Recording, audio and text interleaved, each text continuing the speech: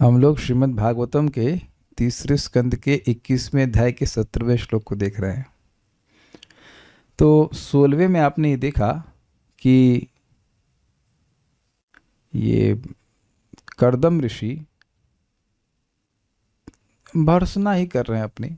इससे पहले वो बोल चुके हैं कि जो आपके चरण कमलों का आश्रय भोगिच्छा से लेते हैं वो मूर्ख हैं।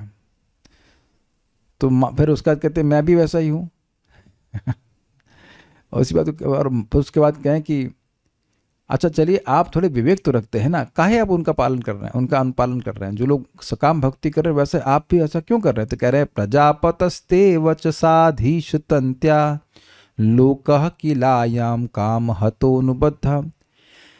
आपके जो प्रजापति हैं अर्थात आपके द्वारा नियुक्त जो ब्रह्मा जी हैं उनका वचन कि भाई प्रजा की सृष्टि करो, हे अधीश, हे सबके अधीश्वर, हे भगवान, उस वाणी से, तंत्या मतलब उस वाणी रूपी डोरी से, लोकः किल अयम, यह जो लोक है वह निश्चित ही बंधा हुआ है। क्यों? अनुबद्ध मतलब बंधा हुआ है, क्योंकि कामना से हत है, कामना से मतलब आहत है, विजित है बेसिकली। अहम च लोकानुगतो वहामी, और मैं भी उन्हीं लोगों का अनुगत हूँ, मैं अलग नहीं चल रहा हूँ, मैं भी काम से हत हूँ। इसलिए मैं जो ब्रह्मा जी ने आज्ञा दी है कि प्रजा की सृष्टि करो उसके अनुसार कार्य कर रहा हूँ। और इसलिए बलिम च वहामी, मैं बलि का वहन कर रहा हूँ। बलि का वहन का मतलब समझ रहे हैं, अपने कर्तव्यों का पालन कर रहा हूँ, कर्मों का पालन कर रहा हूँ। और इसलिए च मतलब मुझे स्त्री चाहिए अर्थात पत्नी चाहिए। शुक्ल अनिमिषाय तुभ्यम, शुक्ल मतलब हे शुद्ध धर्म स्वरूप, अनिमिषाय मतलब हे काल स्वरूप आपको नमस्कार है। तो अब इसके बाद वाले श्लोक जो कि आज का है उसके दो लिंक हैं। हमको श्रीधर स्वामी का लिंक तो ठीक है, वो कह रहे हैं वहाँ पे समझा रहे हैं किस प्रकार से मैं आप काल स्वरूप की पूजा करता हूँ, वो दो श्लोक में बता रहे हैं 17 और 18 में। लेकिन शिला विश्वनाथ चक्रवर्ती ठाकुर जी का जो लिंक है वो बड़ा मज़ेदार है। वो कह रहे हैं कि मान लो भगवान कह रहे हैं भाई देखो जो सकाम है वो धन प्राप्त करते हैं, पद प्राप्त करते हैं, तो इससे तो जगत में नाम होता है ना। तो अब जो लोग अपना घर छोड़ देते हैं भक्ति करने के लिए, निष्काम लोग तो अपना घर छोड़ देते हैं, वो तो अब नौकरी वोकरी नहीं करते हैं, तो बदनामी लेके आते हैं ना। तो तुमको सकाम भक्ति करने में दिक्कत क्या है? अब पता नहीं आप इसमें हंस रहे हैं कि नहीं, से हमें तो बड़ी हंसी आई थी भाई, एकदम सुंदर कटाक्ष। बस देखिए humour is there but very subtle. भगवान कहें कि भाई देखो सिंपल सी बात है कि अगर कोई भी व्यक्ति अपने घर में रहेगा खूब सकाम, आपके माता पिता क्या कहते हैं, प्राय माता पिता कहते हैं देखो हमें तुम्हारी भक्ति करने से कोई दिक्कत, तुम घर में रहो, तुम सब छोड़ छाड़ करके मंदिर में ज्वाइन कर लो, या मतलब सब छोड़ मत दो, ऐसा है ना। क्यों कल्याणपुर अगर आप नौकरी कर रहे होते 50-60 हज़ार जो भी आपकी नौकरी कर रहे होते तो आपके पिताजी को था कोई दिक्कत नहीं, एकदम चलो एक बात तो मानी सुबह से कम से कम कल्याण तो कोई दिक्कत नहीं है ना। किसी भी कोई वोट इसमें हमको देगा, हम वोटिंग सिस्टम कर रहे हैं। अगर आप लोग पैसा कमाते रहें बढ़िया से, खूब जगत में यश प्राप्त करें और हरे कृष्णा भी जब करें तो किसी बात तक कोई दिक्कत नहीं, हमारा भक्त जब करता है ऐसे करके। लेकिन अब निष्काम हो जाएं, घर आदि छोड़ दे, ऐसा भजन करे तो बदनामी होगी कि नहीं होगी? हमारे पिताजी अब तो खैर नहीं रहे तो मजाक बना सकते हैं, उनको बड़ी चिंता थी, अरे लोग क्या कहेंगे, आईआईटी से पास करके हमारा लड़का मंजीरा बजा रहा है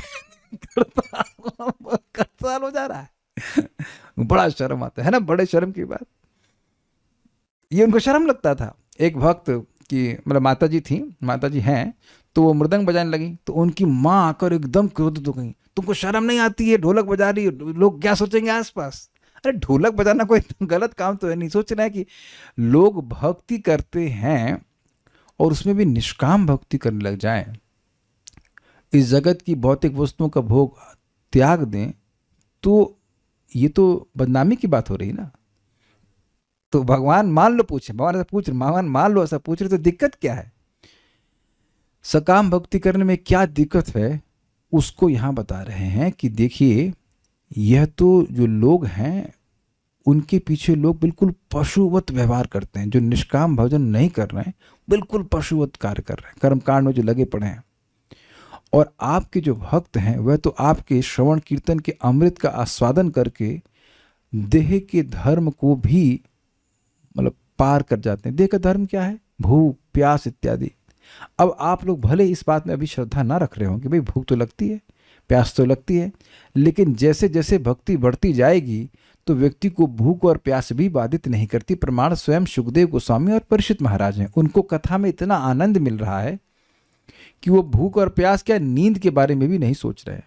और हमने ये भी तीसरे स्कंद में सुना था, विदुर जी उद्धव जी से वृंदावन में ही मिलते हैं, ब्रज में मिलते हैं, और उसके बाद वो दिन में मिलते हैं। मुझे याद नहीं आ रहा किस समय, लेकिन रात्रि के समय दोनों लोग सोते नहीं। रात्रि में कृष्ण कथा, पूरी पूरी रात कृष्ण कथा करते हैं, न पानी पीते हैं, न भोजन कोई करते हैं, और न ही वह सोते हैं।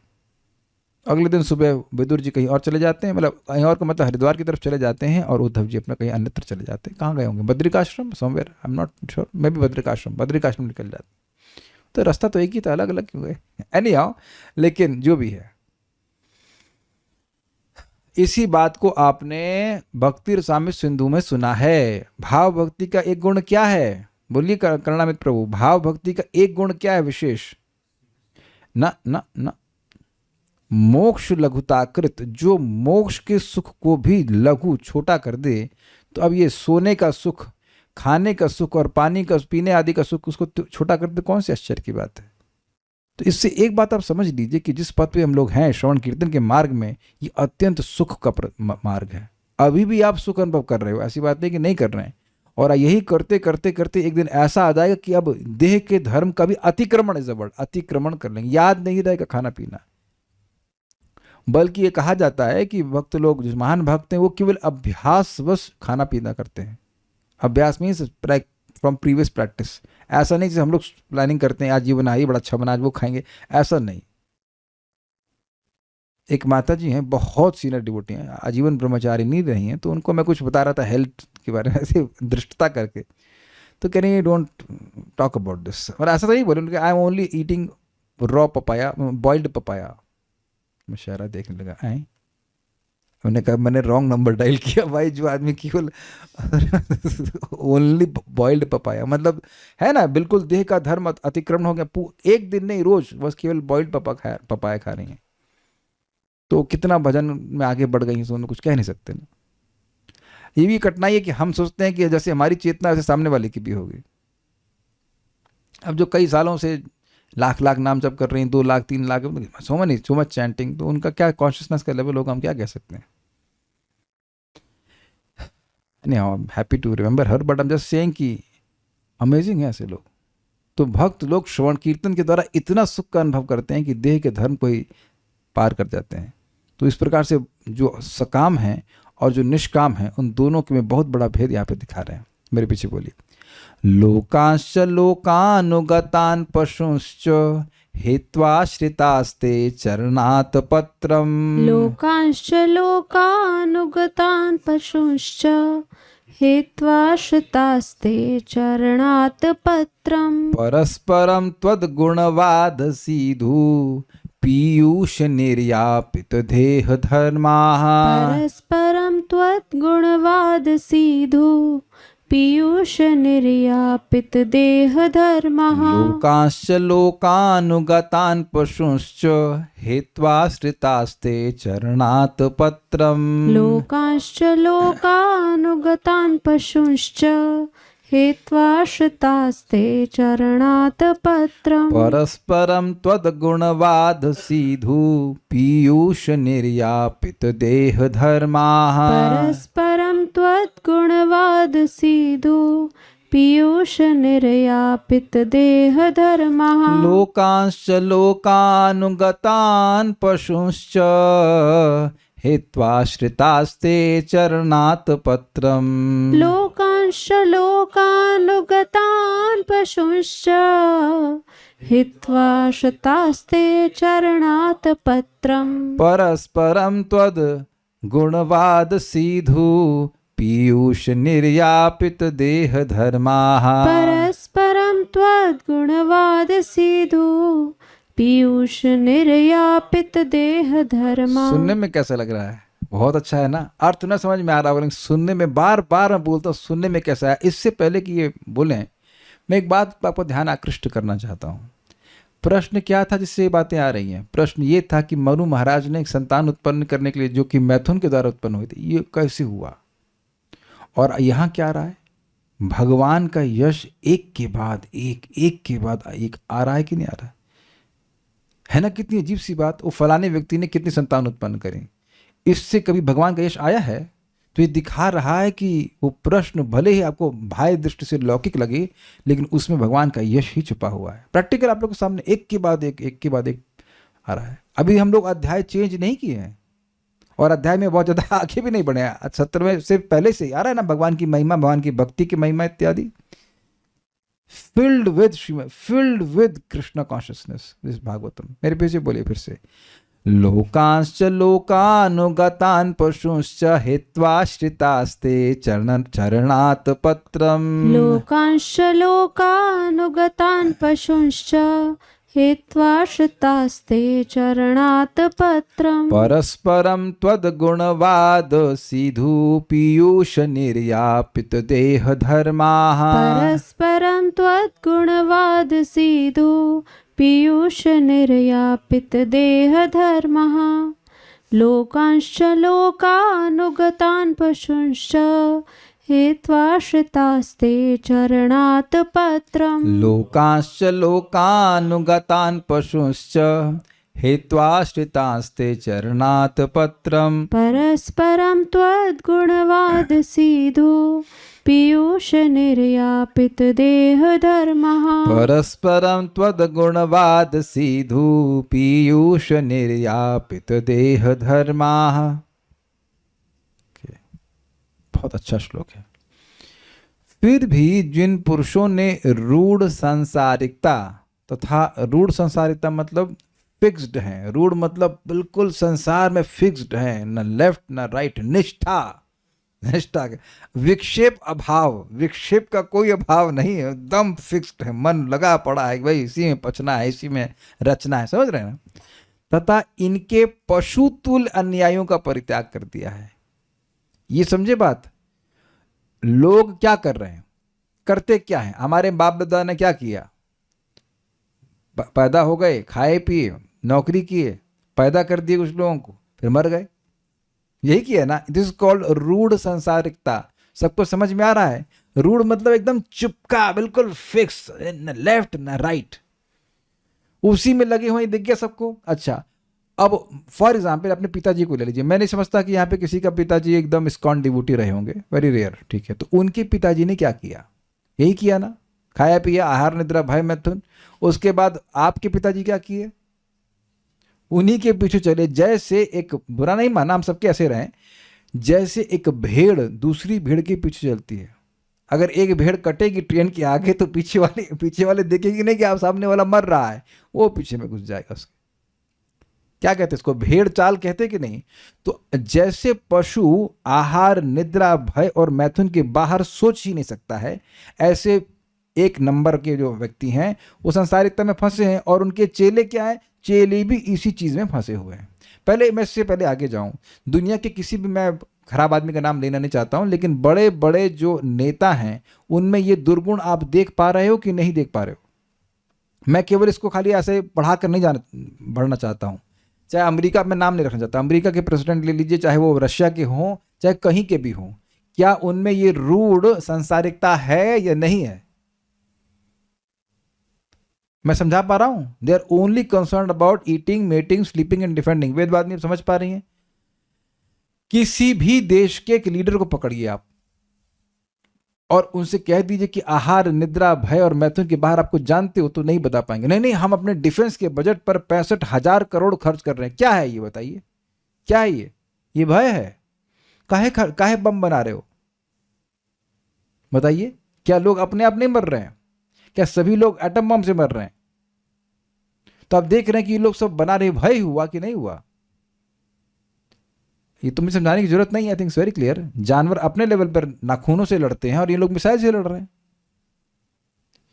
तो अब इनके पीछे जितने भी लोग बाकी सारे चेले हैं, तो देशवासी हैं जो उनको लीडर बनाए हैं अपना, तो वह भी पशु तुल्य हुए कि नहीं हुए? This must sink in the heart of devotees. नहीं तो वो समझ नहीं पा रहे। सामान्यतः भक्त भी कभी कभी समझ नहीं पाते क्या उनको परसा जा रहा है, क्या दिया जा रहा है। अगर ऐसा हमको ज्ञान ना दिया जाता तो हम भी इसी तरह कट गए होते, पशु की तरह। समझ रहे हैं मैं शब्द क्यों कह रहा हूँ, कट गए होते पशु की तरह। हम जाते हैं वहाँ पे देख बहुत सारे बूचल खाने टाइप के हैं जो छोटे छोटे थे। एक मुर्गी कट रही है और दूसरी मुर्गी खा रही है, उसे पता ही नहीं कि मैं अभी कटने वाली हूँ। न कोई धर्म का बोध होता है। कोई पशु किसी प्रकार के धर्म के बोध से युक्त नहीं होता है, ना ही हो सकता है। Is it make sense? तो यही बात बोल रहे हैं कि भगवान के भक्तों ने फिर भी जिन पुरुषों ने रूढ़ सांसारिकता तथा इनके पशु तुल्य अन्यायों का परित्याग कर दिया है, आप में से एक व्यक्ति बता दीजिए कि आपने ना किया हो तो। आप झूठ बोल ही नहीं सकते। क्यों? अगर आपने परित्याग ना किया होता इस क्लास में नहीं बैठे होते। कुछ समझे बात? आपके हो सकता हो को आसपास जो रिश्तेदार हों वो भगवान का भजन बिल्कुल ना करते हो, नहीं करते होंगे, तो वो आपको पहले देखना चाहिए कि क्या वह पशु तुल्य जीवन बता रहे हैं कि नहीं। इस सबको कुछ गर्दन तो हिलाओ, समझ में आ रहा है कि नहीं आ रहा है? क्या आप भी देख सकते हैं कि वो पशु तुल्य जीवन बिता रहे हैं? और मैं अगर आपसे प्रश्न करूं कि क्या आप वैसा जीवन बिताना चाहते तो कितने लोग वोट देंगे मेरे को? भाई ये देखो, ये सब ये श्लोक ना, ये खाली ऐसे नहीं पढ़कर निकल गए और उसके बाद भूल गए। नहीं, you should be able to see the shastra, तब विश्वास होता है। हाँ, हमको दिख रहा है कि हमारे रिश्तेदार पशु की तरह जीना और इसलिए उनका परित्याग करके यहाँ बैठे क्लास में। अग्रीड? Make sense? इस समय आप काहे नहीं फोन पे बात कर रहे हैं अपनी मम्मी से, चाची से, ताई से, व्हाटएवर? क्यों? Because they are actually, with all due respect, they are animals, और ना ही वो इंसान बनना चाहते हैं। तो आप ये मत सोचिए कि ये श्लोक कहीं और जा रहा है। ये श्लोक आपके ऊपर जा रहा है कि आप लोग परित्याग किए हैं, कुछ हद तक तो किए हैं ना भाई। और अच्छा, आप नहीं मानते, आपके रिश्तेदार भी नहीं मानते कि आपने परित्याग किया है। किसके रिश्तेदार नहीं मानते कि आपने परित्याग, किसके रिश्तेदार नहीं मानते हैं कि आपने परित्याग नहीं किया है? किसके रिश्तेदार नहीं मानते कि आपने उनको नहीं छोड़ा है, यद्यपि आप घर में भी रहते हो? अरे कोई वोट नहीं दे रहा क्या? हाथ में दर्द हो रहा है क्या? कोई वोट नहीं दे रहा। तो आप देख रहे हैं घर में ही हैं आप लोग। वो बहुत से लोग नौकरी भी कर रहे होंगे, तब भी ये इल्जाम लग गया होगा आपके ऊपर कि आपने हमारे घर वालों को छोड़ दिया, तुम तो बात ही नहीं करते हो, इत्यादि इत्यादि। I think is very clear. जैसे अब बुरा नहीं मानना, क्या बुरा मानोगे? लेकिन देखो, बताओ कोई कुत्ता सामने आ गया तो उससे क्या बात करेंगे आप? बहुत खराब शब्द बोल रहा हूं, लेकिन है ना। कोई भेड़ सामने आ गई, कोई मान लीजिए ऊंट आ गया, 100 विड बड़ा होस्ट करे तो अब हम उनसे क्या बात करेंगे भाई? क्या बात किया जाएगा? कैसे हैं आप? कहाँ तक? अभी अब तो हम तो कोई पूछेंगे नहीं कहाँ तक पढ़ रहे हो। अभी तीसरे स्कंद के 21वें अध्याय में ये हाथ तक पढ़ लिया हमने। तो आप समझ रहे हैं, what you going to talk with them? What you going to talk? कुछ समझ रहे हैं ना? तो परित्याग तो शुरू हो चुका है। इससे पहले कि आपको ना पता चले हम बता दे रहे हैं, परित्याग शुरू हो चुका है और काफी लेट भी हो चुका है, क्योंकि ऑलरेडी आप लोगों को टेस्ट डेवलप हो गया। अब रुकने वाली नहीं है गाड़ी। ठीक है, अब ये तो ने इधर तो त्याग कर दिया, और पॉजिटिव क्या लिया है? और जिन्होंने परस्पर विचार विनिमय के द्वारा आपके गुण तथा कार्यकलापों के मादक अमृत सुधा का पान करके आपके चरण कमलों की छत्र छाया ग्रहण की है। ये सेकंड पॉइंट। अब ये बहुत इंपॉर्टेंट पॉइंट है। यहां यह नहीं कह रहे हैं कर्दम ऋषि कि केवल पढ़े हैं, केवल पढ़ने की बात नहीं हो रही है। क्या कह रहे हैं? आपस में भगवान के बारे में चर्चा जब करी जाती है तब उस कथा की मादकता, अमृतत्व अनुभव होता है।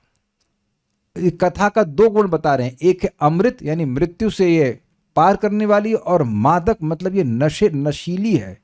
जैसे इस जगत में नशा हो जाता है व्यक्ति को तो वो अपने परिवार को त्याग देता है एटलीस्ट, मतलब शाम को वो परिवार के संग नहीं बैठना चाहता है। वो अपना एक उनका एक संगत है, एसोसिएशन ऑफ शराबीस कह लीजिए, उसमें बैठना चाहता है। और सेम टू सेम देखिए हम लोग संग हो रहा है कि नहीं हो रहा है? सारे शराबी इकट्ठे हो रहे हैं कि नहीं? शराबी इन द सेंस कथा के, जो कथा को पीना चाहते हैं, वो लोग शराब पीना चाहते हैं। संडे हो या मंडे, रोज इज अ कथा डे, तो कथा पीना चाहते हैं कान के द्वारा। सबको समझ में आ रहा है? तो कथा की एक मादकता है, एक नशा है कहना चाहिए, और ये अमृत भी है क्योंकि ये मृत्यु को ही मार देता है। प्रमाण है 2:3:17। जो व्यक्ति भगवान की कथा में संलग्न हो रहा है वो मर नहीं रहा है, वो अमृतत्व को प्राप्त कर रहा है। उसको वहां सुन लीजिएगा। तो दो बातें हैं, एक कि सुस्वादु है, और दूसरी अमृत के लिए अमृत जो मरने ना दे।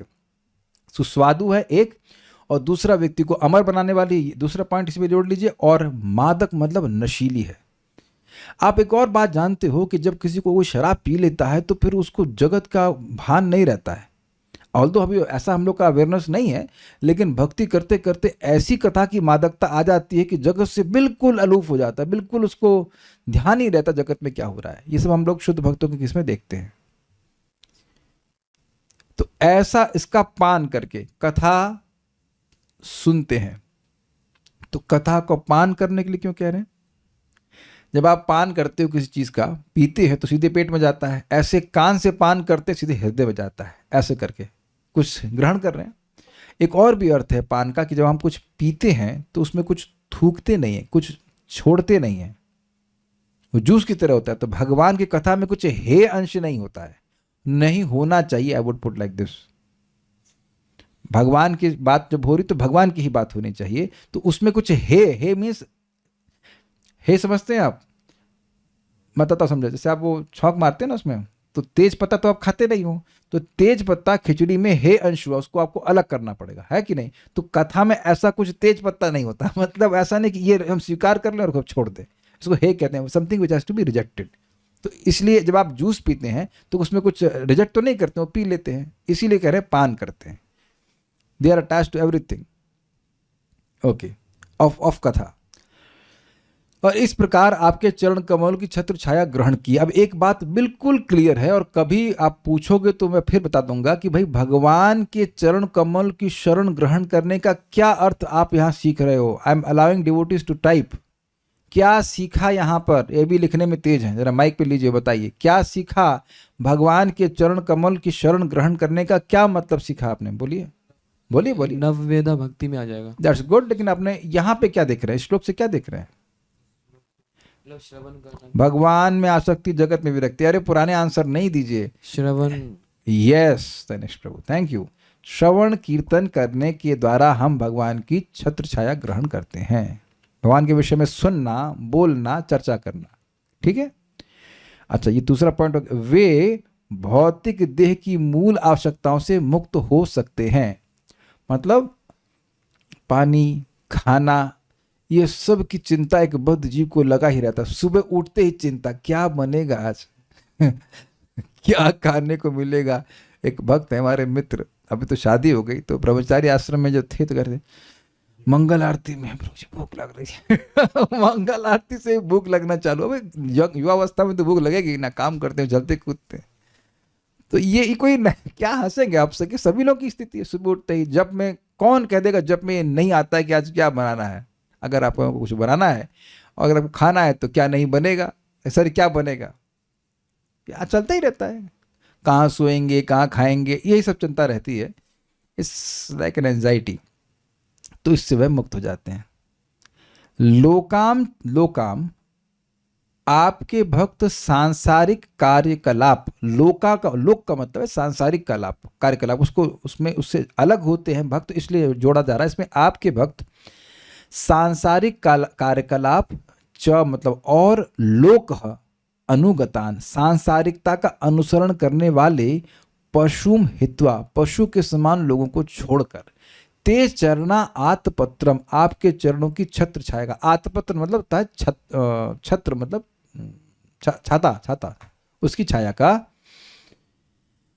श्रिता मतलब आश्रय लेते हैं। देखिए थोड़ा समझिए इसका बात क्या है। लोग सोच रहे हैं कि हम अच्छे से खा लेंगे पी लेंगे तो हम सुखी हो जाएंगे। अग्रीड। और इसी वही खा लेंगे पी लेंगे मतलब आहार, निद्रा, भय और मैथुन अच्छे से हो जाएगा तो हम सुखी हो जाएंगे। और इसी की चिंता अपने बच्चों के लिए भी करते हैं कि इनकी भी आहार, निद्रा, भय और मैथुन की व्यवस्था हो जाएगी तो यह भी सुखी हो जाएंगे। यद्यपि वह खुद सुखी नहीं हुए कभी। आप एक सिंपल सी बात सोचो, आप भगवान ना करे कभी ऐसा हो, कल से आपको बस जप नहीं करने देंगे, कथा नहीं सुनने देंगे, और खाने को दिया जाएगा जो चाहे, यहां तक कि प्रसाद भी।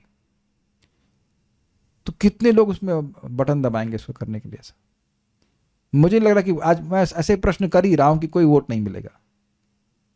कोई वोट देगा इसका? आप समझ गए ना कि कितना सुख मिल रहा है ऑलरेडी। कुछ भी नहीं, आपको हाथ भी हिलाना नहीं। आप चाहोगे तो आपको मुंह खोलोगे और चिड़िया की तरह कोई उसमें वो डाल भी देगा रोटी का, फिर भी आप संतुष्ट नहीं होंगे। You won't be satisfied. ये प्लीज समझिए, आप भगवान के श्रवण कीर्तन के द्वारा भगवान की अंतरंग शक्ति की संपर्क में आकर अभी भी खुश हो रहे हैं। Please realise this.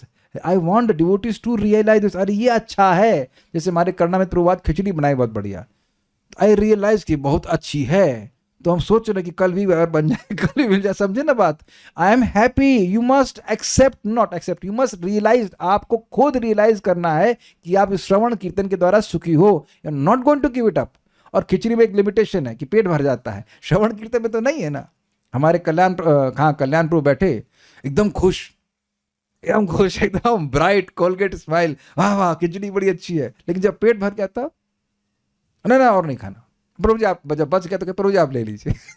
ऐसे ही डिस्ट्रीब्यूटर है। तो आप समझ लीजिए कि खिचड़ी में लिमिटेशन और प्रसाद में लिमिटेशन है कि आप इतना ही खा सकते हो। बट कृष्ण कथा को सुन करके आप पहले दिन से ही सुखी हैं, ये बात समझ लेना चाहिए। सुख का सीधा मार्ग, डायरेक्ट कृष्णा कॉन्शियसनेस। तो पॉइंट क्या है कि भक्त लोग जानते हैं कि भगवान का श्रवण कीर्तन करके हमें सुख मिलता है, इसलिए पशुओं की बात छोड़ करके दो बात, जो लोग सांसारिकता में लिप्त हैं वो तो पशु हैं ही, वो तो पशु की तरह कार्य कर रहे हैं। या मान लो थोड़ा शास्त्र पढ़ रहे हैं, लेकिन शास्त्र पढ़ के फिर भी कर्मकांड में लगे। अग्रीड? वो कर्मकांडी ब्राह्मण होते हैं ना, वो शास्त्र पढ़ते हैं लेकिन फिर भी कभी नहीं बताते कि कृष्ण का भजन करो। कहीं देख लेना, कोई नहीं बताएगा कृष्ण का भजन करो, बल्कि एक भक्त को बोला जब तक कंठी पहनोगे और हरे कृष्ण मंत्र जपोगे तुम्हारा आध्यात्म भौतिक लाभ होगा ही नहीं। वो त्याग भी दिए। बाद में कुछ अकल आई तो कुछ नाम जप किए। सच अ फूल, सच अ फूल। तो आप समझ रहे हैं कि ये व्यक्ति शास्त्र नहीं पढ़ा है, जो चेला है। जो शास्त्र पढ़ा है वह भी तो उसी सबको बता रहा है, मैं धर्म अर्थ काम इत्यादि के बारे में बात कर रहा है। तो वो लिप्त हैं और उनके जो पीछे चल रहे हैं वो कैसे पशु हैं? क्योंकि वह कुछ क्वेश्चन कर ही नहीं रहे हैं। और ये बिल्कुल आप याद रखिए कि आप और मैं ऐसे ही थे। एक व्यक्ति हाथ खड़ा कर दे, इसकी हिम्मत हो कि आप नहीं थे ऐसा। Devotees have literally given us a human form of life. Animal जीवन, एनिमल जो क्या कहते हैं ना, जन्म हमको तो माता पिता दिए हैं पशु की तरह, लेकिन भक्तों ने भगवान की बात बता बता करके हमको मनुष्य का जीवन दिया, तब हमको समझ में आ रहा है। तो कह रहे ऐसे लोगों को त्याग देते हैं। कैसे? पशुओं को त्याग देते हैं। आप ये बताइए कि मनुष्य के लिए पशु को त्यागना कौन सी बड़ी बात है? पशुओं की संगति त्यागना कौन सी बड़ी बात है? मेरी लैंग्वेज समझ में आ रही है आपको? मनुष्य के लिए मनुष्य को त्यागना मुश्किल है, लेकिन पशु को त्यागना मुश्किल है वेदवाद नहीं। मेरा लैंग्वेज समझ में आ गई सब लोगों को? मतलब जो व्यक्ति भक्ति में इंटरेस्टेड है, भगवान के भक्तों का श्रवण कीर्तन कर रहा है, उसका अगर अपने पशु तुल्य पारिवारिक जनों से वैराग्य हो जाए तो कौन सी आश्चर्य की बात है? अब समझे, इसीलिए आप लोगों को अनुभव होगा कि आप अपने परिवार के लोगों से बातचीत नहीं कर पाते। समझ में आया? क्योंकि भक्तों से बात करने में, भगवान की बात सुनने में इतना अच्छा लगता है। ये मनुष्यों की बात के लिए आवश्यक है, मनुष्यों का एक प्रिविलेज है, वो मिल रहा है। तो पशु जैसे कार्य करने में व्यक्ति क्यों प्रवृत्त होगा? इसीलिए कह रहे हैं कि इन सब पशुओं को त्याग कर, मतलब उनके आचरण को त्याग कर। हम लोग खाना नहीं खाते हैं, प्रसाद ग्रहण करते हैं, वो भक्ति है। और सुबह से ही भक्त लोग भगवान की भक्ति में लगते हैं। तो इस प्रकार से भगवान के चरणों की सार लेते हैं। तथा परस्परम, आपस में, त्वद गुणवाद, आपके गुणगान रूपी सीधु। सीधु का मतलब होता है मादक। मादक मतलब शराब की तरह मादक, जो नशा चढ़ा दे। और पीयूष मतलब अमृत, सुधा का पान करके देह धर्मा निर्यापित, शरीर के भूख प्यास आदि धर्मों को शांत करते हैं। अब देखिए, स्वाभाविक सी बात है कि आप लोग कहेंगे भाई ऐसा तो हमारे संग नहीं हुआ है कि हमको भूख प्यास गायब हो गई हो। अच्छा, एक चीज बता दीजिए, कितने लोग यहाँ पे 6 बार खाते हैं सुबह से शाम तक? अब ये तो खैर हाथ नहीं खड़ा करके बेइज्जती हो जाएगी, 6 बार कौन खाता है? लेकिन आप यह नोटिस करेंगे कि जब हम लोग भक्ति में नहीं आए थे तो खाने का वो टाइम होता था जब खाना सामने होता था। ये बात स्वीकार है सबको? या कितने लोग बस केवल 2 ही टाइम खाते थे, जरा हाथ खड़ा कीजिए भक्ति में आने से पहले। तो आप देखिए आज ये बनाएंगे, आज वो बनाएंगे, भूख है नहीं, बस मुंह खोला, मुंह भगवान ने दिया ही खाने के लिए, जब चाहो खाओ। स्पेशली ट्रेन में चना वाला यहाँ ले आओ इधर अच्छा भाई, उस आइसक्रीम वाला, जूस वाला ले आओ इधर ऐसा लग रहा है कि क्या अंदर क्या है भाई, विरकोदर है क्या, विरकोदर, हाँ ब्लैक होल है, कुछ डाला सब गायब। ये आप देखेंगे कि we had nothing to do. Specially train में देखो, चिप्स खाएंगे, ये खाएंगे, वो आप अभी भी देख लो खाते रहते हैं। इतना तो आप देख रहे हैं कि अब नियम होगा कि भाई 2 बार से अधिक हम नहीं खाएंगे, एटलीस्ट भोजन की बात है। मतलब एक भोजन, मतलब जरूरत होती है, जब भूख लगती है तब खाते हैं, तो कुछ तो देह का धर्म कम हुआ ना। 10 घंटे तो मेरे ख्याल से अब यहाँ कोई नहीं सो रहा होगा। तो आप देख रहे हैं कि भक्ति करने से एटलीस्ट रेगुलेशन तो आ गई है, एक ये नहीं कि लिमिट से ज्यादा हम उसको भोग रहे हैं। लेकिन हैं कुछ लोग, हम भक्त हमको बता रहे थे, एक व्यक्ति थे वो भक्ति में आए तो कह रहे 14 घंटे सोते थे वो, 12+2 मोर देन 50% दिन में सोते रहते थे। भक्ति कर रहे हैं तो कह रहे हैं मैं तो 6-7 घंटे पे आ गया। तो कुछ देह का धर्म कम हुआ, कुछ तो हुआ ना भाई। शायद ही कोई व्यक्ति यहां होगा कि 3 बजे 4 बजे उठता होगा। एक भक्त बता रहे थे कंपटीशन करते थे देर में उठने के, 12 बजे उठेंगे कि 1 बजे दोपहर में उठेंगे। तो अब वो तो डिलीट हो गया ना आपके डायरेक्टरी से। तो कुछ तो देह का धर्म कम हुआ कि नहीं हुआ। बल्कि आप देखते होंगे कि कभी अधिक सो भी जाते हैं तो ग्लानि होती, करे यार क्या सो गए, भगवान की भक्ति कर लेते इसमें। सब लोग समझ रहे हैं इस बात को। तो कुछ तो कम हो रहा है, ये नहीं कि एकदम कम हुआ गया, लेकिन कुछ तो कम हुआ। बाकी आप जानते हैं कि जैसे जैसे भक्ति में आगे बढ़ते जाएंगे देह का धर्म अपने आप समाप्त होगा, कि देह का धर्म हमको प्रभावित करता है अविद्या की वजह से, क्योंकि हम अपने को देह मानते हैं। तो धीरे धीरे करके समाप्त होगा। जैसे जैसे भगवान की कथा की रुचि जागृत होगी वैसे वैसे समाप्त होगा। ये दिख गया श्लोक से, या दिखाना पड़ेगा? क्या ये दिख गया कि दिखाना पड़ेगा? कुछ लोगों को दिख रहा है ये। देह का धर्म बाद में समाप्त होगा, पहले भगवान की कथा सुनेंगे।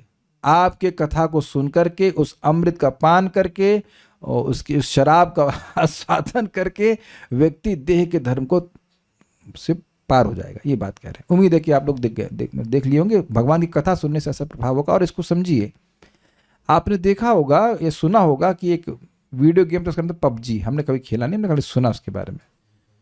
तो गौशाला में जब हम जा रहे थे तो एक माता जी आई, महाराष्ट्र से आई, तो वो 1 महीने रुके थे अपने बच्चे को लेकर के। बच्चे से मेरा मतलब है लाइक मे बी 6 फुट का लड़का होगा, लड़का था बड़ा।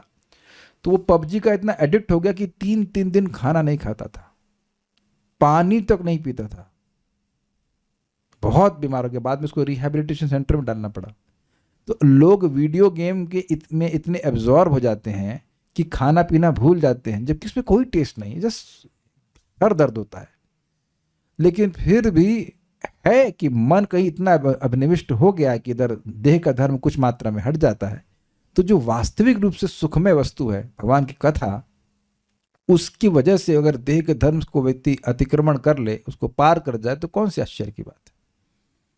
ये बात यहाँ पे बोल रहे हैं। या फिर आप देखे होंगे कुछ शराब पी लेते हैं, वो पड़े रहते हैं, उनको मतलब नहीं, खाने से पीने से कोई मतलब नहीं। हमने देखा है पार्थ कृष्ण के गांव में गए थे तो नाली में लोग गिरे पड़े। ऑब्वियसली आप कथा सुनकर नाली में नहीं गिरते हैं, लेकिन पॉइंट इज दैट कि वो देह का धर्म समाप्त होने लगता है। प्रमाण आप नेट ऑफ इंस्ट्रक्शन से भी देख सकते हो कि प्रारंभ में कथा रुचिकर नहीं लगती है, लेकिन जैसे जैसे व्यक्ति आदर पूर्वक कथा को, नाम जप को सुनता रहता है, तो अविद्या जड़ से ही नष्ट हो गई। जब अविद्या नष्ट हो गई तो भक्ति का कितना सुख मिलेगा आप कल्पना नहीं कर सकते हैं। तो ये बात जहां ये बोली जा रही है ये एकदम सच बात है। भक्ति करते रहेंगे तो ऐसा अनुभव प्राप्त होगा। एक भक्त बोल रहे हैं कि जब वो तैयारी करते थे एयरफोर्स की तो खाना पीना सब भूल जाते थे। Yes, it is there like that. लोकांश्च लोकानुगतान पशुंश्च, जो लोग हैं जो सांसारिक कार्यकलापों में फंसे हुए हैं, और लोकानुगत, और जो उनके पीछे चलने वाले पशु हैं, मतलब पशु मतलब है इंसान लेकिन मतलब पशु हैं वो, उनको हित्वा, उनको छोड़कर, ते श्रता मतलब आपकी शरण लेते हैं। आप कैसे हैं? आपके चरणों की शरण लेते हैं, जो आतपत्रम, जो छाया के समान है। अब ये सारी क्षमा कीजिएगा, छाते के समान है। अब छाता क्यों बोल रहे हैं? देखो ऐसे पढ़ो तो मजा आता है। छाता ही क्यों बोल रहे हैं? भगवान के चरण कमल को छाता क्यों बोल रहे हैं? देखिए, तो समझते हैं आप, सूर्य से ताप मिलता है, लेकिन अगर छाता ऊपर हो तो ताप रुक जाता है कि नहीं? तो इस जगत में 3 तापों से ये सारे लोक और उनके अनुगत पशु दुख भोग रहे हैं। जो भी व्यक्ति सांसारिक कार्यकलाप में पड़ा हुआ है उसको दुख मिलता है। कृष्ण भूलिया जीव अनादिर बहिर्मुख, अतएव माया दे तार संसार दुख। तो इस जगत का दुख इसीलिए मिल रहा है क्योंकि जीव भगवान से बहिर्मुख है। Easy, clear? तो जब वह भगवान की शरण लेगा तो त्रिताप नष्ट होने लग जाएंगे, नष्ट हो ही जाएंगे। जैसे कोई व्यक्ति छाते के अंदर रहता है तो उसको धूप का ताप नहीं सताता, इसलिए भगवान के चरण को आतपत्र कह रहे हैं। अच्छा, ये बता दीजिए कि भाई ऐसा कोई फीलिंग आपको अनुभव नहीं हुई है कि मन में कोई शांति अनुभव नहीं हुई है, कोई सुख नहीं मिला है? तो आप देख रहे हैं कि यह भी आप लोग को अनुभव हुआ है कि कुछ ताप कम हुए हैं। सबसे बड़ा दुख तो भौतिक इच्छाओं का होता है, ये देखना है, ये छूना है, वहां जाना है, वहां घूमना है। अरे वो पानी पूरी की नई दुकान खुली है, हाँ, वहां 12 किलोमीटर स्कूटर लेकर के पहुंच रहे खाने के लिए। हमें अच्छे से याद है, हम बिल्कुल ही भक्ति में नहीं थे। मैं 2000 की बात और पहले की बात कर रहा हूँ, 97-98 की बात होगी। हाँ, हमारे मामा जी कानपुर में रहते थे, तो जब उनके घर में जाएं तो हमको मामा जी कार में, हम भी, मैं और मेरी बहन कार बैठे गए, बहुत दूर जाके गोलगप्पे खाने। अब बेचारे वो क्या करेंगे? What will you serve? आप लोग भी आपके यहाँ पे जब मेहमान आते थे क्या करते हैं? ये खाओ, बस खाओ खाओ खाओ, और तो कुछ सुख देने के लिए नहीं है। I hope it is very clear. तो भगवान की भक्ति करने के, जो भक्ति नहीं कर रहे हैं उनको तो ताप सताएगा ही। आप समझे मैंने उदाहरण क्यों दिया था? ये जो इच्छा है कि पानी पूरी खाने कहीं जाना है, ये जलाती नहीं है।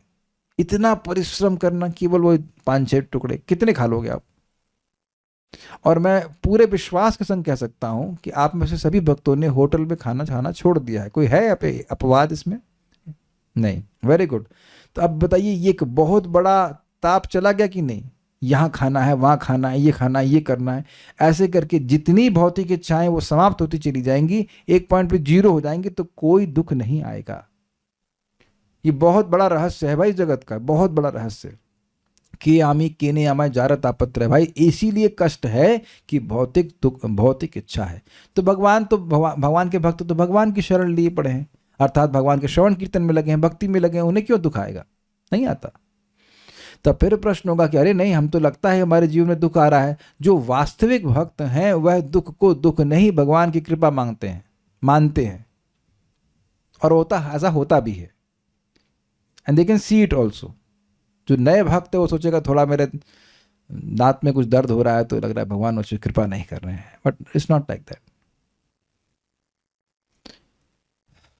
अच्छा, परस्परम त्वद गुणवाद सीधो, आपस में आकर वह आपके गुणानुवाद, मतलब गुणों का वर्णन, वो जो गुणानुवाद है उसकी सीधु अर्थात शराब, मद, उसको पीयूष और अमृत को पीते हैं, उससे देह धर्मा निर्यापित, देह के धर्म को वह पार कर जाते हैं।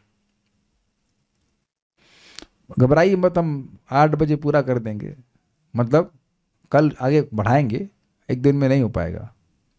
श्रीधरी, ऊपर के श्लोक में महर्षि ने भगवान को अनिमिषाय कहकर उनको काल स्वरूप बतलाया। ऊपर मतलब कहां सा? 16वें में, मतलब पिछले श्लोक में। ऊपर के श्लोक में महर्षि कर्दम ने भगवान को अनिमिषाय कहकर उनको काल स्वरूप बतलाया। अब अनिमिषाय का अर्थ काल स्वरूप कैसे है? वेदवादियों को पता है बात। अनिमिषाय का अर्थ काल स्वरूप नहीं जानते हैं? आप जानते हैं? देखिए, काल सभी के कार्यक्रम को देख रहा है और उसकी पलक कभी झपकती नहीं। मान लीजिए मैंने पलक झपकाया तो उस क्षण जब मैंने पलक झपकाया तो कुछ नहीं देख पाऊंगा ना।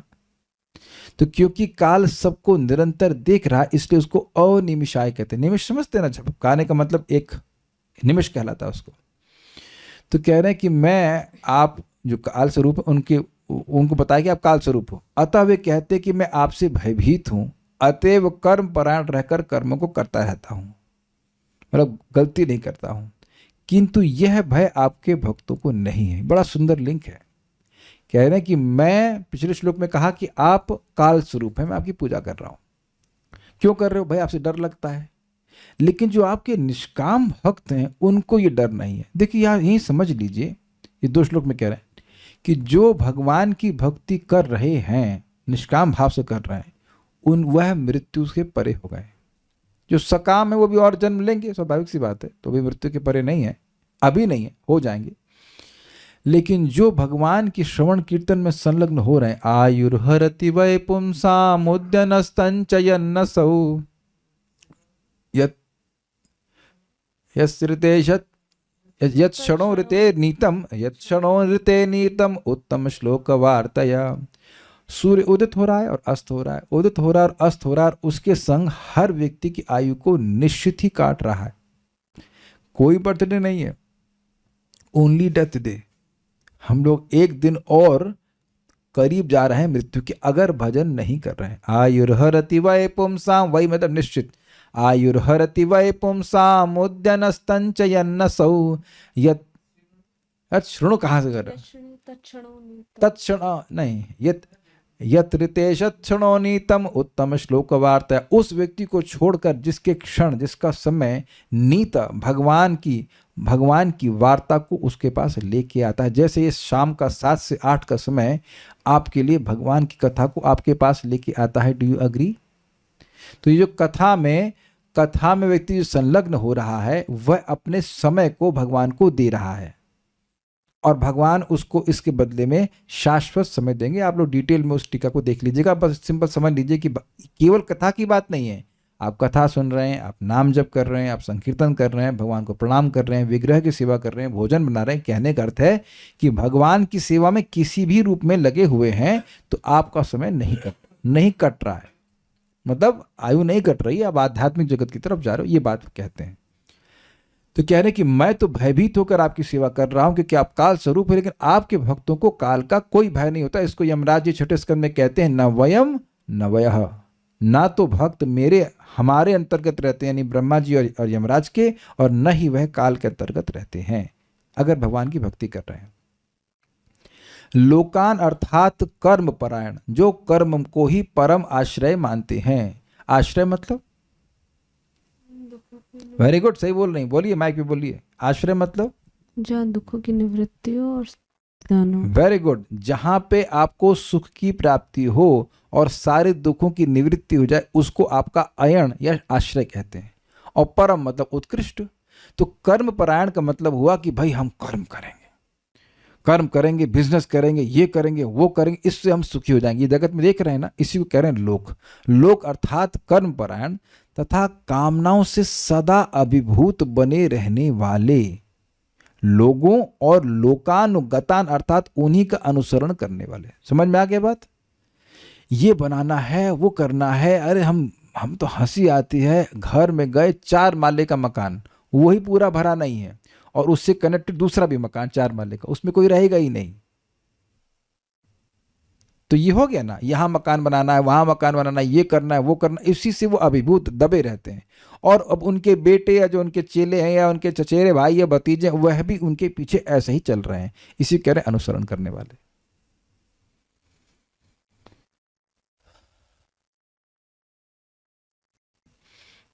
एक विवेक के रहने पर भी कर्म परायण मुझ जैसे पशुओं की परवाह किए बिना जो आपके भक्त आपके चरणों रूपी तापत्रय विनाशक छत्र को ही अपना आश्रय बनाते हैं, वे परस्पर में आपके गुणों का वर्णन रूपी मादक अमृत जो संसार को विस्मृत कर देने वाला है, उसी का पान करके उसी से वे अपने भूख प्यास रूपी देह के धर्मों को दूर कर देते हैं। ये क्या कहे? अपने को पशु क्यों कह रहे हैं? क्या कर्दम ऋषि के पास विवेक था कि नहीं था? बिल्कुल विवेक था, तभी तो कह रहे हैं कि जो व्यक्ति सकाम भावना से आपकी भक्ति कर रहा है, वह तो आपकी माया के द्वारा उसकी बुद्धि हर ली गई है। यही बोला गया था ना। हत धिया शब्द था, क्या था, ऐसे शब्द था 15वें में, देखिए बोला था उस प्रकार से कि उनकी बुद्धि मारी गई है माया के द्वारा। लेकिन कह रहे हैं कि क्या करूं, मैं भी ऐसे ही भौतिक इच्छा से युक्त हूं। तो कह रहे हैं कि मैं विवेक से युक्त हूं, फिर भी मैं भौतिक इच्छा मांग रहा हूं, इसलिए मैं पशु के समान हूं।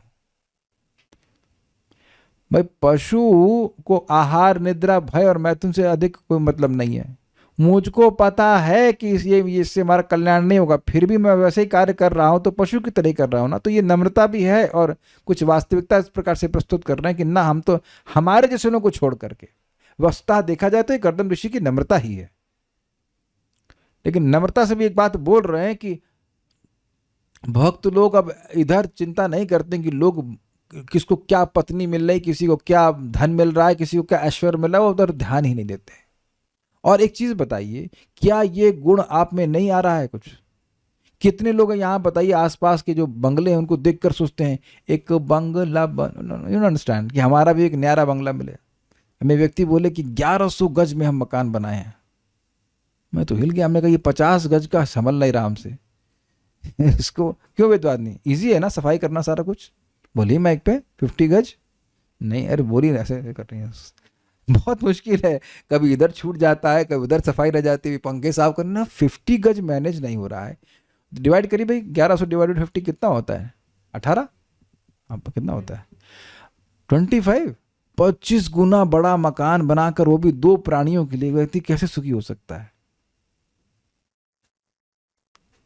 और उस पर भी लोग खुश हैं।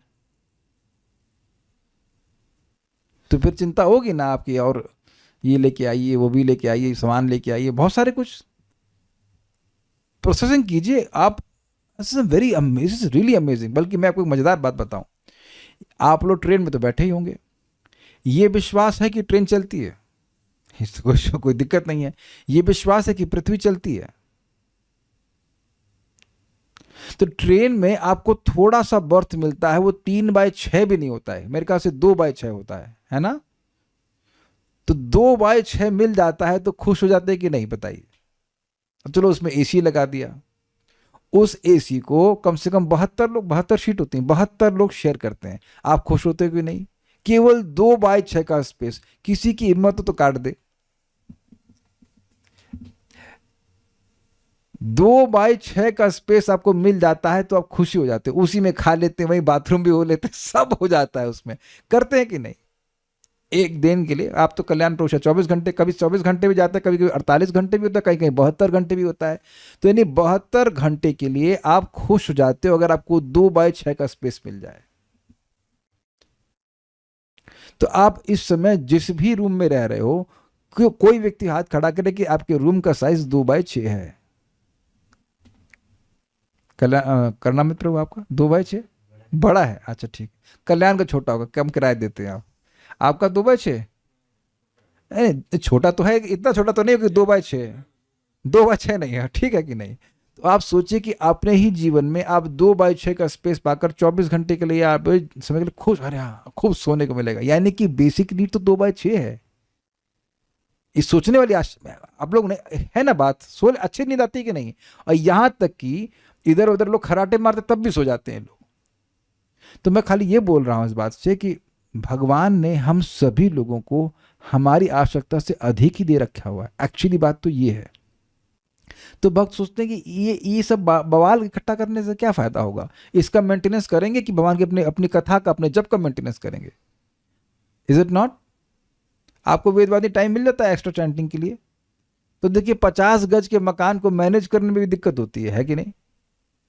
दिक्कत in sense it is an effort, सफाई करो, ये करो, वो करो, करते करते नहीं टाइम मिल पाता ना।